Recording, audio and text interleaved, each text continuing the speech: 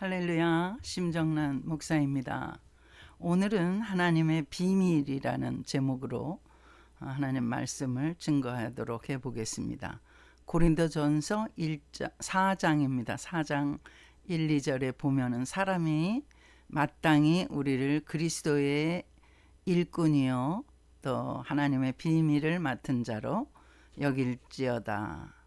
맡은 자들에게 구할 것은 충성이니라, 이런 말씀이 있죠. 여기서 이제 그 비밀, 하나님의 비밀이 나오는데, 이 하나님의 비밀은 다른 것이 아니라 바로 예수 그리스도시죠. 예수 그리스도가 바로 하나님의 비밀이고, 또 예수 그리스도의 하신 일, 그가 또 십자가에 달려 죽으신 일, 그리고 부활하신 일, 이것이 하나님의 비밀로 구약시대에는 붙여졌었습니다. 물론 창세기 3장 15절에 이제 아담과 하와가 타락한 후에 하나님께서 바로 구원을 예비하시는데요. 여인의 후손이 너의 머리를 깨뜨릴 것이다. 너는 여기서 이제 사탄의 머리를 깨뜨릴 것이다. 너는 그의 발꿈치를 상하게 할 것이다. 이 발꿈치가 바로 십자가죠. 그러니까 예수님이 십자가에 달려서 죽으셨지만은 그것은 그 다음에 부활에 비하면은 발꿈치에 해당하는 것이죠. 그만큼 너가 하는 일은 작다는 뜻이죠. 아무것도 아니다. 왜냐하면 하나님께서 그를 부활시키셨기 때문에. 이렇게 그 원복음의 창세기 3장 15절에 이 하나님의 비밀이 살짝 드러났습니다. 그리고 또 창세기뿐만 아니라 모세 오경과 여러 그 예언서 등등에서, 또 시편이나 이런 시가서에서 예수 그리스도에 대한 말씀은 시시때때로 등장했지만, 그러나 구약시대 사람들은 예수 그리스도에 대해서 사실은 알지를 못했습니다. 그래서 그것을 이제 하나님은 비밀이라고, 비밀로 감추어 둔 것으로 그렇게 말씀을 하시는 거죠. 그 예언자들이 아무리 설명을 한다 하더라도 그들이 예수 그리스도를 받을 준비가 되어 있지 않았기 때문에 막연히 메시아 사상을 가지고 메시아를 기다려왔지만, 그러나 너무나도 피상적으로 그들이 기대하고 소망했던 것에 불과했습니다. 그러나 이제 신약 시대에 이르러 때가 참에 정말 하나님께서 이제 그 때를 정하시는 것 아니겠습니까? 때가 참에 하나님의 아들 예수 그리스도께서 인간으로 마리아와 요셉의 그 육체의 부모의 힘입어서 성령으로 잉태되어 육신으로 이 땅을 밟으셨습니다. 그러니까 이것은 그냥 어떤 역사적으로 기술된 그런 말씀이 아니라 하나님의 비밀이었던 것입니다. 비밀이라는 것은 뭡니까? 감추어진 것이죠. 우리가 아주 좋은 것은 감추어두지 않습니까? 비밀로 그렇게 감싸고 드러내지 않는 것이죠. 그런데 이제 이 비밀이 하나님께서 때가 참에 드러내신 사건, 그것이 바로 예수 그리스도의 탄생이라고 할 수가 있습니다. 그래서 예수 그리스도의 탄생은 그 보통 그 하나님의 말씀, 어떤 때는 도덕적인 말씀, 어떤 때는 영적인 말씀, 어떤 때는 저 삶의 그 어떤 잠언이 되는 말씀 등등 있지만 예수 그리스도의 이 땅에 오심은 가장 획기적이고도 그 비밀이 지금 그 폭로되는 드러나는 하나님께서 드러내 보이신 그런 사건이기 때문에 우리 인류에 있어서는 어마어마한 사건으로 우리가 받아들여야 합니다. 우리가 전도할 때 예수 그리스도를 말해야 하는 것입니다. 여기서 고린도전서 4장에도요. 너희가 하나님의 비밀을 맡은 자로 여길지어다. 하나님의 비밀을 맡은 자가 바로 바울이었고 전도자들이었죠. 이 하나님의 비밀을 맡은 자, 하나님의 비밀은 뭐예요? 예수 그리스도의 오심이거든요. 예수 그리스도가 구세주로 오심을 이제 말해야 되는 거예요. 전도해야 되는 거예요. 그 우리가 전도할 때에 가장 중요한 핵심은 바로 예수 그리스도라고 할 수가 있습니다. 그 전도할 때에 우리가 참 바로 예수 그리스도를 증거하는 것이 어렵기 때문에 그저 피상적으로 다른 그 말로 이렇게 굴려서 이리저리 둘러대서 변죽만 울릴 수가 있는데, 그러나 아주 최종적으로 핵심적인 부분은 바로 예수 그리스도를 말해야 하는 것이에요. 예수 그리스도께서 내 죄를 사해 주셨다. 그거를 말하는 게 바로 복음입니다. 그리고 전도라는 것입니다. 우리가 이 사실을 간과하고 다른 말로 교회 나오면 복 주신데 하나님을 믿으면 좋잖아. 여러분, 하나님은 그 모든 사람들이 다 인정하지 않습니까? 그 하다못해 플라톤도 그 이데아 세계에서 이데아에서 하나님을 인정하는 신적인 부분을 인정하죠. 또 다른 종교들, 많은 이단들도 하나님을 다 인정하는 거예요. 그 이단이 왜 생기는 겁니까? 이단은 바로 예수 그리스도를 희석시키기 위해서, 예수 그리스도가 참 신이고 참 구세주인 것을 좀 희석시키기 위해서 예수 그리스도는 그 십자가에서 죽었기 때문에 실패했다. 그래서 나는 이제 실패하지 않은 재림 예수다. 실패한 예수 대신에 나온 재림 예수다. 옛날에 이제 문선명 씨가 막 그런 말을 했잖아요. 이거 다 이단이죠. 재림 예수가 예수님이 재림 아직 안 하셨는데 자기가 재림 예수라고 떠버리는 것은 완연한 이단이라고 할 수가 있습니다.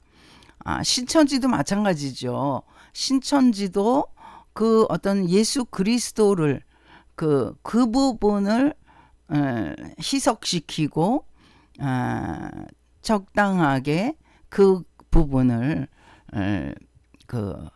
모르게 사람들에게 감추고 말하는 것입니다. 하나님은 다 인정하는 거예요. 불교에서도 하나님은 다 인정하는 것입니다. 그래서 우리가 전도할 때 하나님을 말하라는 것이 아닙니다. 바울이 지금 이 비밀을 맡은 자다, 이렇게 우리가 비밀을 맡은 자다 하고 이렇게 말할 때는 이 비밀이라는 것은 무슨 자기네들끼리만 아는 어떤 그런 비밀이 아니라 바로 구약에서 비밀로 모든 사람들의 눈에 감추어지고 알지도 못하고 깨닫지도 못했던 그 비밀이 이제 신약에 와서 예수님이 이 땅에 오심으로써 밝히 revealed, 하나님께서 밝히 보여주셨다. 그게 바로 예수 그리스도시다. 그거를 말을 해야 된다는 것입니다.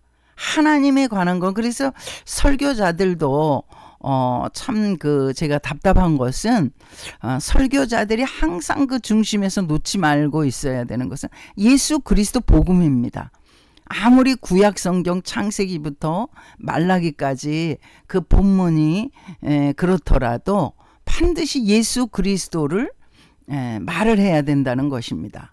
그런데 가끔 보면은 설교자들이 그 구약의 에피소드, 그 구약의 어떤 그 사건 중심에 거기에 매몰돼서 거기에 막 심취되고 흥분해서 그 하나님만을 말하고서 이렇게 설교를 끝내는데, 물론 예수 그리스도가 하나님이시기 때문에 구약에서도 예수 그리스도가 다 증거가 되긴 합니다만, 그러나 많은 회중들은 예수 그리스도를 정확하게 알지 못하는 것입니다.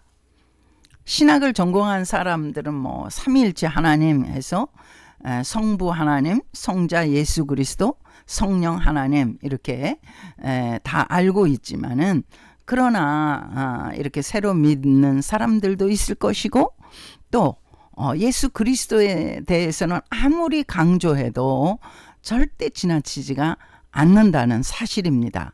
그래서 전도자는 반드시 알아야 할 것이, 다른 데로 빙빙 둘러서 전도하려고 애쓰더라도 반드시 예수 그리스도로 그 마침표를 찍어야 되는 것이에요. 예수님이 나의 죄 때문에 십자가에 달려 죽으셨다. 그래서 내 죄가 용서받았다. 그것을 말하는 것입니다. 내가 예수님을 믿고 평안해졌다. 왜 그러냐? 내가 죄책감이나 여러 가지 죄로 인해서 내 영혼이 억눌러 있었는데, 예수님께서 내 죄를 가지고 십자가에 달려 죽으시고 내 죄를 다 깨끗하게 씻어주셨기 때문에 내가 평안을 얻었다. 이렇게 말할 수가 있는 것입니다. 어거스틴은 예수님께로 돌아왔을 때 그가 비로소 평안을 누리게 되었다고 그러잖아요. 그도 이제 말씀을 읽다가 예수님을 만난 케이스인데, 우리가 예수 그리스도를 비밀로 붙여 놓는다면 여전히 사람들은 예수 그리스도에 대해서 크리스마스 때나 그분을 찬양하는 그런 정도로 알 것입니다. 그러면은 그 전도는 10분의 1도 못한 그런 것이 되겠죠. 그 메시지의 핵심이 바로 예수 그리스도 시라는 것을 우리가 항상 잊지 말고 꼭 중심에 붙잡고 있어야 된다는 사실입니다.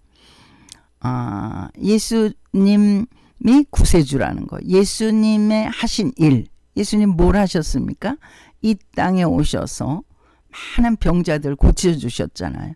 이 많은 병자들을 고쳐주셔서 건강에 살으라고 그렇게 하신 것도 있지만, 더 중요한 것은 그 영혼이 구원을 받으라는 거죠.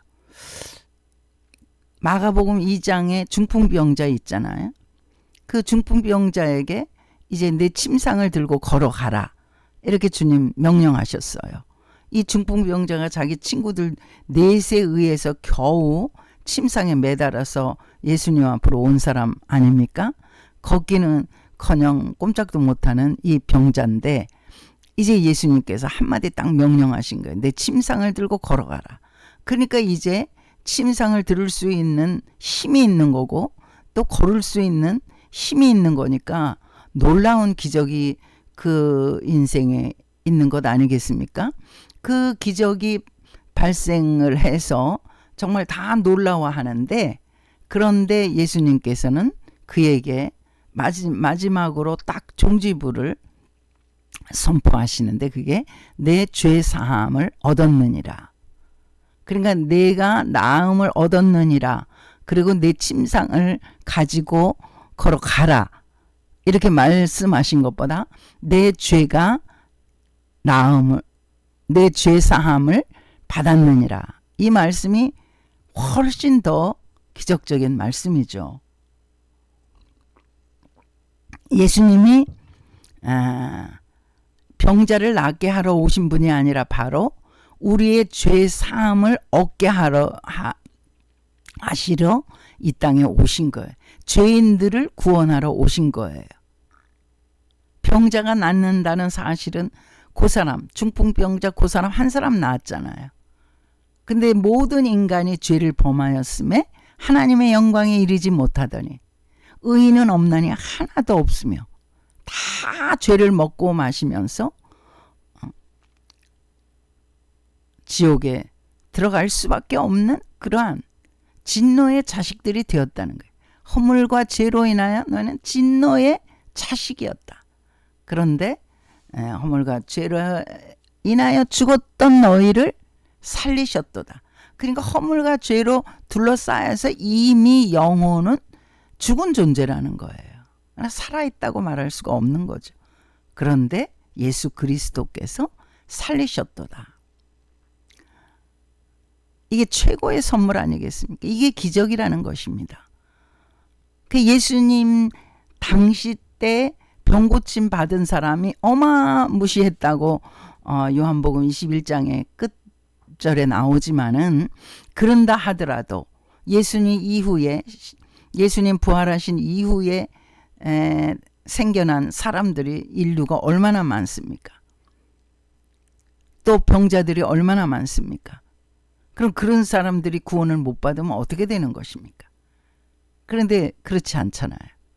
이제 우리는 예수 그리스도를 믿으면, 예수 그리스도를 믿고 영접하면 하나님의 자녀가 되는 신분으로 바꿔주시고, 예수님 당시에 살았던 사람 이상의 내가 본고로 믿느냐? 보지 못하고 믿는 자가 더 복되다. 우리는 보지 못했잖아요. 예수님 당시 사람들이 아니잖아요. 그런데 보지 못하고 믿는 자가 복되다고 예수님께서 선포하신 거예요. 우리 같은 사람들이, 우리 예수님 당시에 육체적으로 만나지 못했잖아요. 그런데 우리들이 더 복된 사람들이라는 것입니다. 보지 못하고도 우리가 믿음을 고백하기 때문이라고 할 수가 있습니다. 그래 최고의 성경 구절은 갈라디아서 2장 20절 같아요. 내가 그리스도와 함께 십자가에 못 박혔나니 그런즉 이제는 내가 산 것이 아니요 오직 내 안에 그리스도께서 사신 것이라. 이제 내가 육체 가운데 사는 것은 나를 사랑하사 나를 위하여 자기 몸을 버리신 하나님의 아들 예수 그리스도를 믿는 믿음으로 사는 것이다. 이게 이제 갈라디아서 2장 20절이잖아요. 이제 내가 사는 것은, 내가 예수 믿고 이제 사는 것은 내가 사는 게 아니라 내 안에 그리스도께서 사시는 거예요. 내가 그리스도와 함께 사는 거예요. 이제 엄밀히 말하면 나보다는 예수 그리스도가 주장해서 사는 삶이잖아요. 성령께서 이끄시는 삶이라고 할 수가 있죠. 믿음의 삶이라고 할 수가 있어요. 내가 육체 가운데 사는 것, 내가 육체 가운데 사는 건 바로 이렇게 아직까지 우리가 이 땅에 발을 딛고 죽음을 맞이하지 않고 지금 육체 안에서 살고 있는 삶, 그 육체 안에서 지금 살고 있는 것은 이제 어떻게 돼야 되느냐? 나를 사랑하사 예수 그리스도로 나를 사랑하사 나를 위하여 십자가에 달려 죽으신 예수 그리스도, 그분을 믿는 믿음으로 사는 것이다. 할렐루야. 이 믿음의 고백이 바로 우리 모두의 고백이 되어야 할 줄 믿습니다. 이제 우리가 사는 것은 내가 사는 것이 아니다. 그리스도께서 내 안에 사시는 대로 내가 순종하면서 사는 것이다.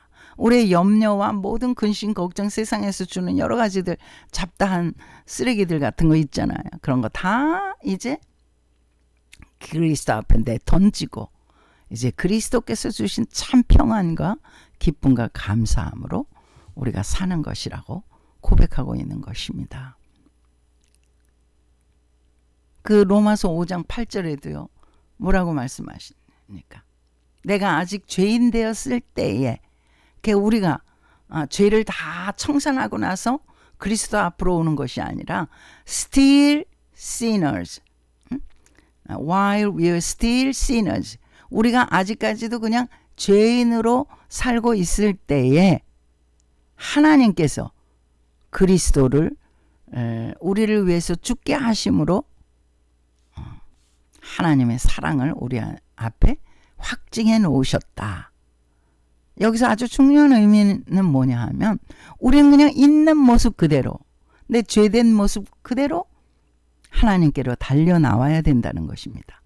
우리가 손을 씻고 발을 씻고 이러고 나오는 것이 아니라 우리의 모습 그대로 하나님께 나오면 우리 주 예수 그리스도의 보혈이 우리를 정결케 하시고 받으시고 우리를 하나님의 자녀로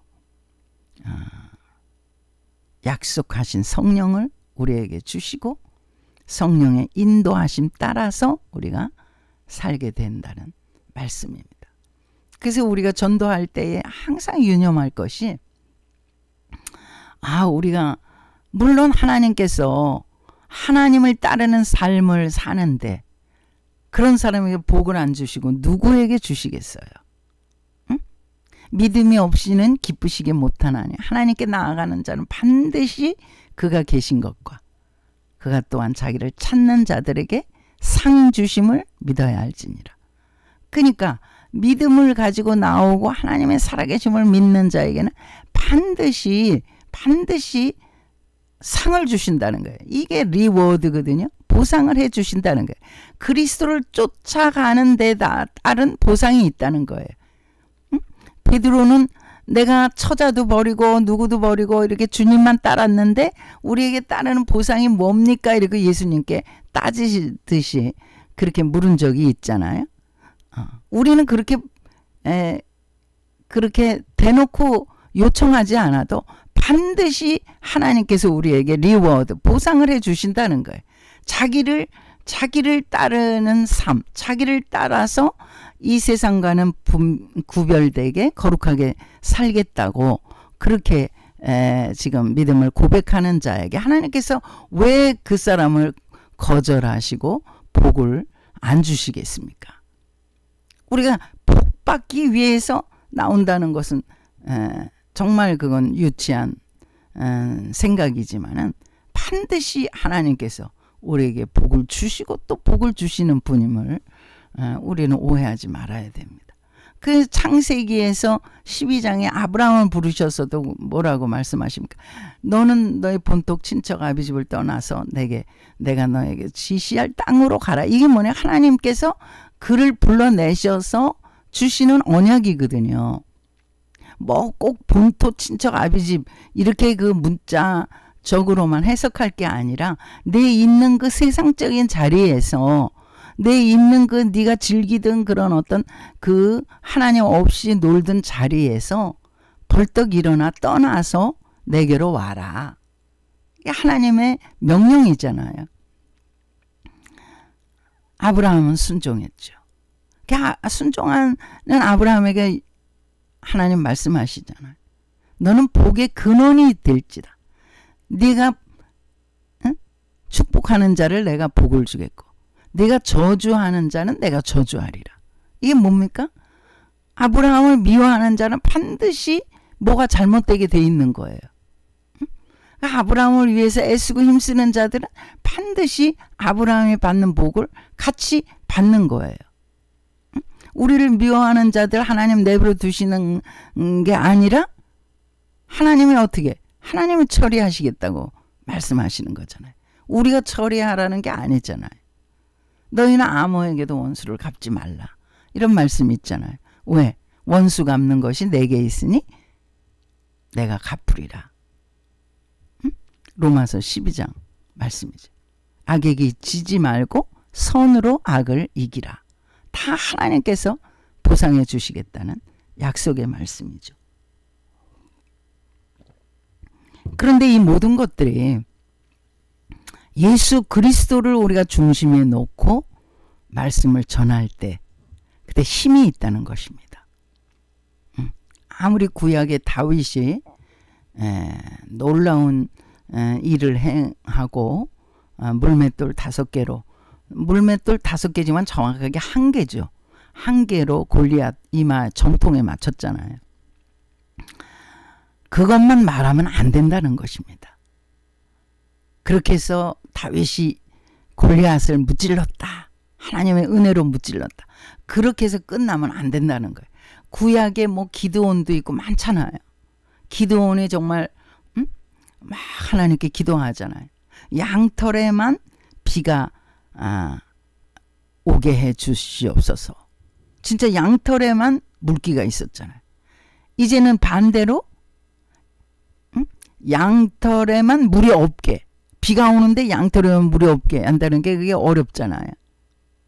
이슬이 내리는데 양털에만 없게 내리기가 어렵잖아요. 바깥에서. 다른 데 다 이슬이 내리는데. 그런 기적을 기드온이 봤잖아요. 기드온의 300명의 용사. 대단하죠. 또 여리고성 무너지는 거. 그들이 뭐 망치 하나 들었나요? 무슨 총칼을 들었나요? 그냥 큰 함성으로 7째 날에 여리고야 무너져라 하고 소리친 것뿐이 없잖아요. 이거 대단한 사건이죠. 노아의 홍수 사건도 얼마나 대단합니까? 모세의 홍해 앞에서의 그 사건 대단하죠. 이 구약의 이 대단한 사건들, 대단한 이적과 기사들 때문에 예수 그리스도가 감춰져 있다면 여전히 감춰진 알지 못하게 하는 예수 그리스도를 알지 못하게 하는 그런 설교를 한다는 것이에요. 그 이적과 기사에 예수 그리스도가 숨겨져서 그래서 여전히 회중들은 예수 그리스도를 정확하게 알지 못하고 고백하지 못한다면 어떻게 그리스도를 고백하며 내 죄를 고백하고 씻을 수가 있겠습니까? 죄를 씻어주시는 분은 예수 그리스도인데 모세가 아니잖아요. 기드온이 아니잖아요. 다윗이 아니잖아요. 많은 엘리사, 예레미야, 이사야, 뭐 기라성 같은 선지자들, 예언자들이 구약에 막 쫙 있잖아요. 그들이 우리의 죄를 씻기 위해서 뭐를 했습니까? 그들은 아무것도 안 했습니다. 그들이 우리 죄 때문에 십자가에 달려 죽은 사람이 하나도 없잖아요. 그렇기 때문에 우리가 구약 설교를 할 때 그 에피소드에 파묻혀서 그러기서 본질을 잃어버린다면 정말 이거는 너무나 어처구니 없는 그런 설교라고 할 수가 있습니다. 그리고 오직 예수 그리스도. 그 루터가 종교개혁 때 오직 솔라 크리스토스, 솔라 크리스투라, 오직 그리스도를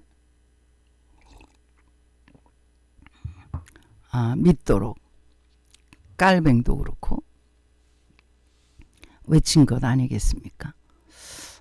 오늘은 하나님의 비밀에 대해서 우리가 오해하지 않고 이 비밀은 감춰진 게 아니라 이제 revealed, 이제 완전히 드러난 거죠.